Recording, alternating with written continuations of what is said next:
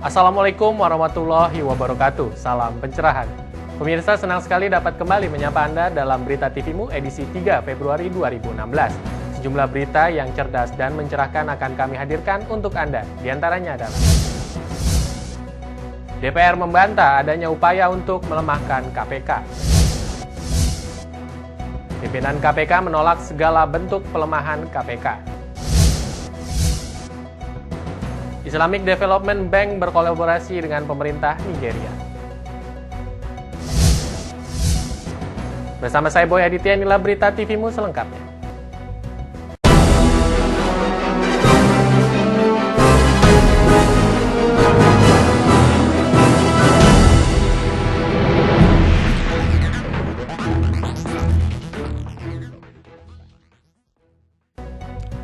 Pemirsa, revisi Undang-Undang Komisi Pemberantasan Korupsi atau KPK yang sedang digodok di Komisi 3 DPR RI menimbulkan kecurigaan publik.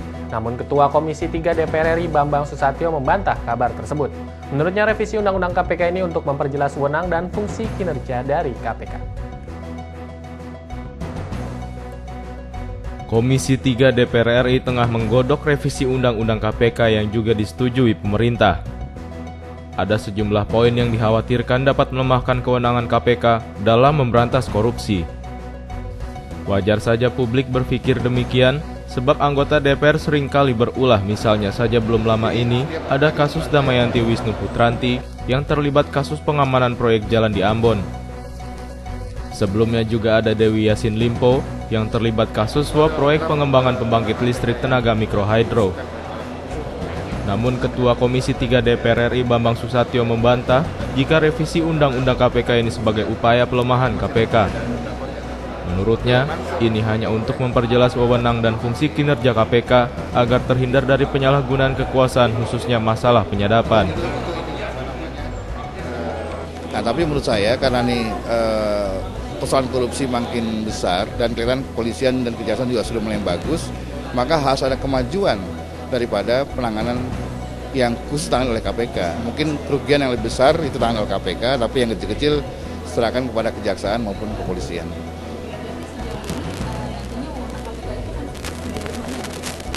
Ya nggak ada yang signifikan ya. Soal pengaturan penyadapan kan penting juga bagi KPK agar terhindar dari abuse of power. Nah selama ini kan kita mendengar penyadapan itu dilakukan kadang atau kerap tidak sesuai dengan SOP yang mereka buat sendiri. Karena menurut saya kapan seseorang disadap itu kalau sesuai dengan SOP KPK ketika ditemukan bukti awal yang cukup dan kemudian disetujui oleh pimpinan KPK. Nah, kita bicara disetujui oleh pimpinan KPK itu berarti 5-5-nya setengah tangan karena pimpinan KPK kolektif kolegial. Tidak boleh 1 atau 2 pimpinan KPK, jadi mesti 5-5-nya taken. Bambang pun menambahkan, revisi Undang-Undang KPK ini hanya ingin merapihkan penerapan hukum dan aturan yang ada di KPK, terutama masalah penyadapan. Seharusnya ada persetujuan dari 5 pimpinan KPK untuk menentukan seseorang perlu dilakukan penyadapan atau tidak. Agar tidak terjadi lagi penyadapan atas urusan pribadi atau tidak sesuai dengan aturan yang ada. Noviani Nuraini, Yunus Priyonggo memberitakan dari Jakarta. Pimpinan Komisi Pemberantasan Korupsi atau KPK mengaku terkejut mengenai perkara yang menjerat penyidik KPK Novel Baswedan yang dilimpahkan kepada Kejaksaan Negeri Bengkulu. Terkait hal ini, 5 pimpinan KPK akan membela dan mengawal agar proses perkara Novel segera dihentikan. 5 pimpinan KPK berjanji akan urus perkara yang menjerat penyidik KPK Novel Baswedan agar berhenti dan tidak diteruskan ke Pengadilan Negeri Bengkulu. Ketua Pimpinan KPK Agus Raharjo dan wakilnya Laude Syarif mengaku baru mengetahui jika kasus Novel kembali dilanjutkan. Agus menegaskan, secara kelembagaan Novel Baswedan merupakan bagian dari KPK. Oleh karenanya KPK akan memberikan bantuan hukum sepenuhnya serta akomodasi saat melakukan pembelaan. Dalam persoalan ini KPK mengharapkan kepada pihak terkait agar kasus Novel ini tidak berlanjut hingga ke pengadilan. Seperti yang saudara lihat, oleh karena itu sebetulnya secara kelembagaan karena Pak Novel dulu waktu menjalankan itu juga menjalankan perannya sebagai pegawai KPK. Oleh karena itu KPK mendukung sepenuhnya. Ya. KPK akan memberikan bantuan baik di luar maupun nanti di dalam pengadilan. Dan kita menyediakan bantuan hukum, mungkin nanti banyak pendampingnya, dan pendampingnya itu akomodasinya akan dibiayai oleh KPK. Dan kemudian kami sebenarnya masih mengharapkan ya, supaya ini tidak ke pengadilan kalau dimungkinkan. Jadi langkah-langkah yang perlu kami lakukan, mudah-mudahan sebelum itu nanti diacarakan di pengadilan, mudah-mudahan bisa selesai. Wakil pimpinan KPK Laude Syarif pun mengamini. Menurutnya 5 pimpinan KPK telah bersepakat bahwa kasus yang menimpa Novel sepenuhnya menjadi tanggung jawab KPK. Oleh karenanya semua lembaga terkait seperti kepolisian dan kejaksaan bersinergi agar lebih baik. Diharapkan kasus Novel bisa diselesaikan tanpa di meja pengadilan, sehingga ke depan kerjasama antara kepolisian dan kejaksaan akan lebih baik. Novel Baswedan merupakan tersangka dalam kasus penembakan tersangka pencurian sarang burung walet pada tahun 2004. Novel yang ketika itu menjabat sebagai Kepala Satuan Reserse Kriminal Kepolisian Resor Kota Bengkulu ditetapkan sebagai tersangka meskipun bukan dirinya yang menembak. Deddy Musoni memberitakan dari Jakarta. Tim kuasa hukum penyidik KPK Novel Baswedan menemukan adanya rekayasa kasus yang terjadi di Polri dan Kejaksaan Agung dalam penanganan perkara Novel Baswedan. Saat ini Novel Baswedan menjadi tersangka di Pengadilan Negeri Bengkulu dalam kasus penganiayaan dan penembakan pencuri sarang burung walet hingga meninggal dunia. Senin siang kemarin, Saur Siagian bersama kuasa hukum Novel lainnya yakni Arif Maulana, Julius Ibrani, dan Leliana Santosa bertemu dengan pimpinan KPK agar kasus yang menjerat Novel untuk dihentikan. Pasalnya kasus yang menimpa Novel Baswedan dinilai penuh dengan rekayasa dan syarat dengan kriminalisasi. Gabungan advokat ini meminta pimpinan KPK untuk menjalin komunikasi dengan Kapolri Jenderal Badrodin Haiti dan Ketua Kejaksaan Agung HM Prasetyo agar kasus Novel Baswedan tidak dilanjutkan sampai ke pengadilan. Menurut Saur Siagian, dengan tetap melanjutkan kasus Novel, maka akan ada pencederaan hukum yang sungguh luar biasa. Apalagi kasus yang menjerat Novel juga telah terjadi 12 tahun yang lalu. Selain itu, saat Presiden Susilo Bambang Yudhoyono ketika menjadi presiden juga telah meminta untuk menghentikan kasus Novel agar tidak dilanjutkan kembali. Kenapa? Begitu saudara Budi Gunawan ditetapkan jadi tersangka, teman-teman dihidupkan kembali. Nah, oleh karenanya ini pencederaan bukan saja kepada KPK, tapi juga kepada kepolisian. Kami sebagai penegak hukum, sebagai pengacara, ketiga sahabat ini, Abraham Samad, Novel, kemudian juga saudara Bambang Wijayanto, berkas Budi Gunawan diserahkan kepada kejaksaan. Kemudian katanya kejaksaan serahkan kepada kepolisian. Pertanyaannya adalah, sekarang kasus ini posisinya sudah di mana? Sementara itu, Julius Ibrani menilai dilanjutkannya kasus Novel merupakan pelemahan terhadap KPK yang selama ini konsen memberantas korupsi. Padahal Ombudsman telah menemukan adanya maladministrasi dalam penanganan kasus Novel, diantaranya pelapor dalam kasus Novel tidak memenuhi kualifikasi, adanya penundaan penanganan yang berlarut, rekayasa dan manipulasi surat keputusan, penghukuman disiplin. Diketahui sebelumnya, Wakil Ketua KPK Saud Situmorang menegaskan pihaknya akan menyiapkan penasehat hukum untuk membela Novel. Terlebih saat ini Novel masih tercatat sebagai pegawai KPK sehingga harus dibela dari upaya kriminalisasi yang dihadapinya. Jadi pimpinan juga menyadari bahwa Deddy Musoni memberitakan dari Jakarta. pidananya ini adalah menyangkut pribadi. Namun mereka Setelah sempat tertunda, pemerintah akhirnya mengesahkan RUU Tabungan Perumahan Rakyat. Informasi selengkapnya akan kami hadirkan usai jeda berikut.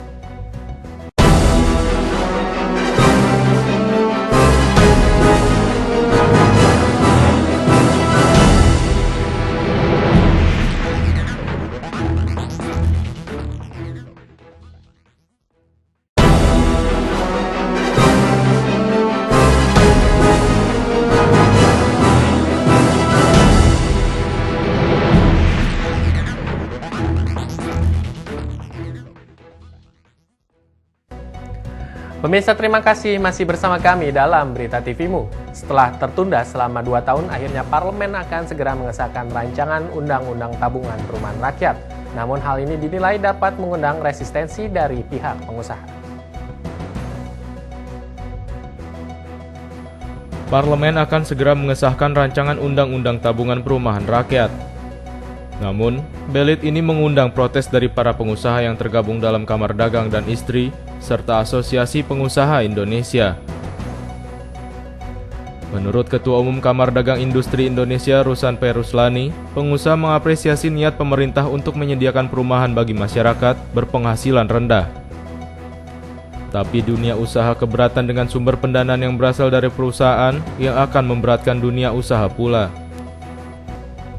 Selama ini, pelaku usaha dibebankan biaya sebesar 10,24 hingga 11,74% dari penghasilan pekerja untuk program jaminan kesehatan dan ketenagakerjaan, serta cadangan pesangon yang berdasarkan penghitungan aktuaria sebesar 8%.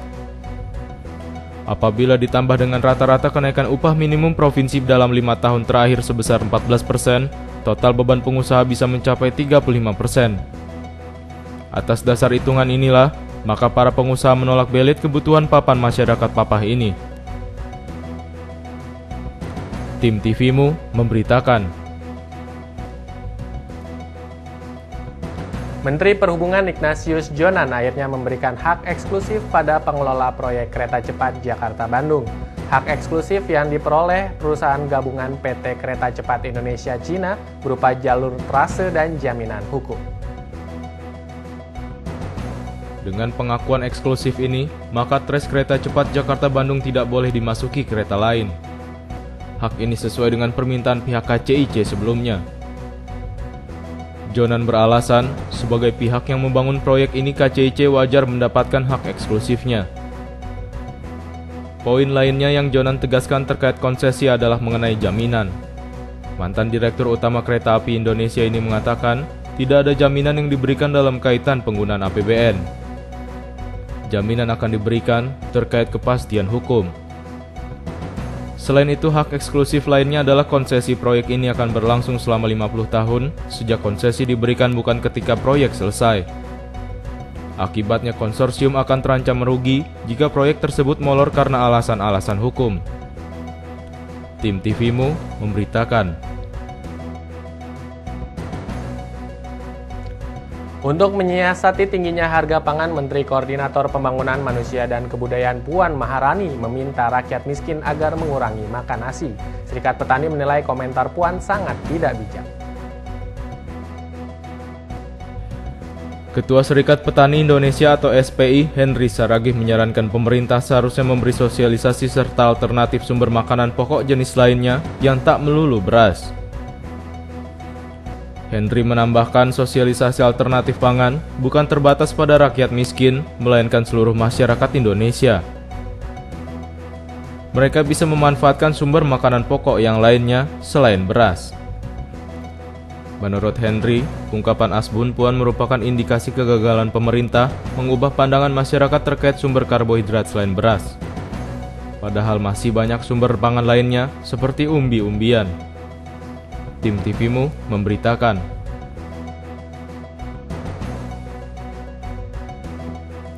Dalam sepekan ke depan, potensi curah hujan di sebagian wilayah Indonesia akan semakin meningkat, khususnya di wilayah Jawa dan Nusa Tenggara. Tingginya curah hujan ini dikarenakan adanya tekanan rendah di utara Australia yang memberikan pengaruh tidak langsung karena awan hujan akan terbentuk semakin banyak. Memasuki bulan Februari 2016 ini, sebagian wilayah Indonesia sedang dalam masa puncak musim hujan. Kondisi atmosfer juga menunjukkan berbagai fenomena mendukung pembentukan awan hujan yang lebih intensif dalam beberapa waktu ke depan. Hal ini ditandai dengan adanya angin dingin yang cukup kuat. Badan Meteorologi, Klimatologi, dan Geofisika memperkirakan dalam sepekan ke depan potensi curah hujan yang cukup tinggi akan terjadi di wilayah Pulau Jawa dan Nusa Tenggara. Tingginya curah hujan ini akibat adanya tekanan rendah di wilayah Australia bagian utara yang berpengaruh terhadap awan hujan yang semakin banyak terbentuk. Hal itu mengakibatkan munculnya curah hujan yang cukup lebat yang terjadi di Kepulauan Jawa, Bali, hingga Nusa Tenggara. Hal ini juga mengakibatkan potensi adanya angin kencang dan hujan es yang akan melanda wilayah tersebut. Sementara untuk daerah Jakarta dan sekitarnya, peningkatan curah hujan dalam sepekan ini akan berpeluang terjadi pada pagi dan sore hari dengan intensitas sedang. Guna mengantisipasi hal tersebut, BMKG menghimbau kepada masyarakat agar mewaspadai peluang cuaca ekstrim, terutama bagi wilayah yang rawan terdampak pada kejadian banjir, tanah longsor, pohon tumbang, banjir bandang di daerah dataran tinggi, serta fenomena lain yang bersifat merusak. Terutama kepada seluruh pengelola dan pengguna jasa transportasi baik darat, laut maupun udara, agar lebih siaga dan selalu memperbarui informasi cuaca terkini melalui BMKG setempat, dan tidak memaksakan ketika kondisi cuaca buruk dan gelombang tinggi berpeluang terjadi di sepanjang jalur perjalanan. Rizky Nurul Ilmi, M. Surya Saputra memberitakan dari Jakarta.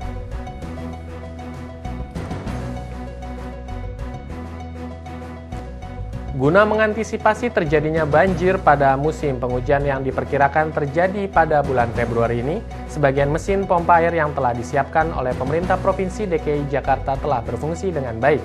Gubernur DKI Jakarta Basuki Cahayapurnama atau Ahok telah menginstruksikan kepada para lurah untuk mengganti pompa yang rusak dengan pompa yang baru. BMKG memprediksi puncak musim penghujan akan terjadi di akhir bulan Januari hingga awal Februari 2016 ini. Gubernur DKI Jakarta Basuki Cahayapurnama atau Ahok menyatakan antisipasi banjir di wilayah DKI sejauh ini telah berjalan baik. Hal itu terlihat dengan berkurangnya titik-titik banjir di wilayah DKI selama beberapa hari memasuki musim hujan. Namun, Ahok menyayangkan dengan masih adanya beberapa pompa air penyedot banjir yang tidak berfungsi alias rusak. Oleh karena itu, Ahok meminta agar para lurah mempersiapkan diri menghadapi puncak musim hujan yang sudah di depan mata. Salah satu faktor utama dalam menghadapi musim penghujan yaitu ketersediaan pompa air di tiap-tiap wilayah. Tim TVMU memberitakan. Majelis Pemberdayaan Masyarakat Muhammadiyah memberangkatkan para peserta umroh. Informasi selengkapnya akan kami hadirkan usai jeda berikut.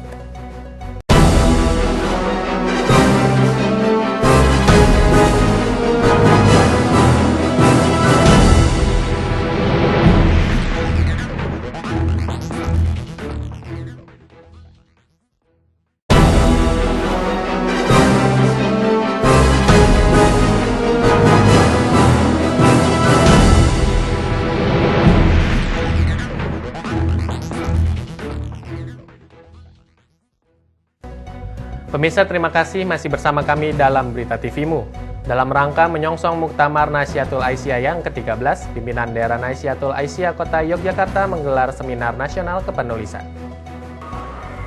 Pimpinan daerah Nahdlatul Aisyah atau PDNA Kota Yogyakarta menggelar seminar nasional kepenulisan. Acara ini digelar guna menyemarakan songsong Muktamar Nahdlatul Aisyah ke-13. Seminar nasional kepenulisan ini digelar di Gedung Sekolah Tinggi Ilmu Kesehatan Aisyah Kota Yogyakarta. Ini dalam rangka acara Songsong Muktamar ke-13 Nahdlatul Aisyah. Selama 4 tahun kan diadakan muktamar seperti itu di Ortom. Yang hadir tamu undangan itu ada PDPM, Pemuda Muhammadiyah, kemudian ada dari Ikatan Mahasiswa Muhammadiyah AR Fahrudin, kemudian ada mahasiswa yang jadi peserta, mahasiswa dari universitas ya UAD, ada UGM, UNY dan lain-lain. Selanjutnya, Rina Luciana menambahkan bahwa acara ini bertujuan guna mengembangkan kreativitas remaja dan meningkatkan gemar menulis bagi remaja. Tujuan acara ini untuk mengembangkan kreativitas remaja yang cerdas, remaja yang membawa perubahan di Indonesia seperti itu, dan juga meningkatkan tingkat kepenulisan yang ada di remaja, meningkatkan daya baca juga pada remaja dan mahasiswa seperti itu. Diharapkan acara ini dapat menciptakan penulis-penulis muda di Indonesia pada umumnya dan di kalangan Muhammadiyah pada khususnya. Isviswari Nilakandi, Asrul Sabtono memberitakan dari Yogyakarta. Pemirsa, masyarakat menyambut gembira ibadah umroh yang diberangkatkan gratis oleh Majelis Pemberdayaan Masyarakat Pimpinan Pusat Muhammadiyah. Sungguh tak disangka oleh Siti Mufalika dan beberapa orang lain dapat menjalankan ibadah umroh secara gratis. Majelis Pemberdayaan Masyarakat Pimpinan Pusat Muhammadiyah melepas jemaah ibadah umroh di Gedung Pimpinan Pusat Muhammadiyah Ahmad Dahlan. Acara ini digelar di sela-sela kajian inspirasi Ahad pagi. Siti Mufalikah adalah salah seorang jamaah umroh yang dibiayai oleh Amin Rais dan 3 orang lainnya dibiayai oleh Majelis Pemberdayaan Masyarakat Pimpinan Pusat Muhammadiyah. Alhamdulillah sangat luar biasa, yang tidak pernah saya impi-impi, yang selama ini saya impi-impi akhirnya datang juga. Allah memanggil saya dilewatkan Bapak Amin Rais. Siti Mufalikah berharap umroh ini dapat bermanfaat bagi keluarga dan jamaah lainnya. Isviswari Nilakandi, Asrul Sabtono memberitakan dari Yogyakarta. Guna melestarikan kawasan sungai, relawan Kali Code bekerjasama dengan MDMC menggelar susur Sungai Code. Kegiatan ini bertujuan untuk melestarikan kawasan sekitar sungai dan membentuk kepedulian warga terhadap sungai dengan tidak membuang sampah di kawasan sungai. Relawan Kali Code bekerja sama dengan Muhammadiyah Disaster Management Center atau MDMC menggelar susur Sungai Code. Penyusuran Sungai Code ini dimulai dari sisi utara wilayah Gemawang dan berakhir di Museum TNI Angkatan Udara Ngoto. Terdapat beberapa kegiatan di sela susur sungai ini antara lain rafting, dan penanaman pohon asam di sekitar Sungai Code. Kegiatan ini bertujuan untuk melestarikan kawasan sungai untuk membentuk kepedulian terhadap sungai.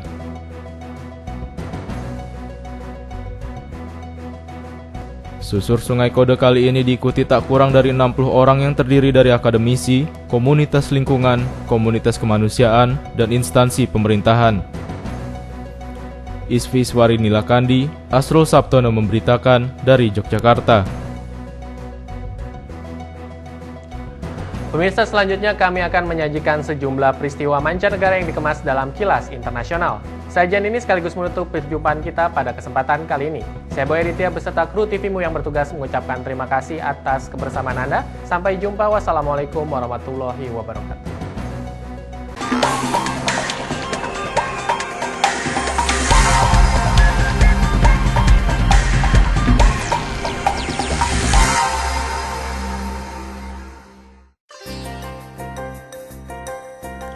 Islamic Development Bank berkolaborasi dengan pemerintahan Nigeria dan membuat perencanaan untuk pembangunan Nigeria Utara. Kemiskinan di wilayah tersebut harus ditangani dengan ketersediaan pendidikan, listrik, dan kebutuhan pokok lainnya. Bank Al-Bilad Saudi mencari kesempatan untuk meningkatkan penghasilannya dengan mengajukan peningkatan modal melalui saham-saham bonus. Bank tersebut berencana meningkatkan modalnya 20% lebih besar dari 5 miliar real menjadi 6 miliar real.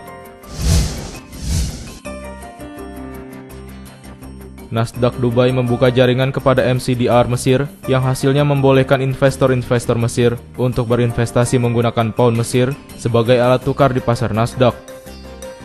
Pembukaan jaringan ini merupakan sebuah langkah menuju fasilitas pencatatan ganda untuk kedua negara.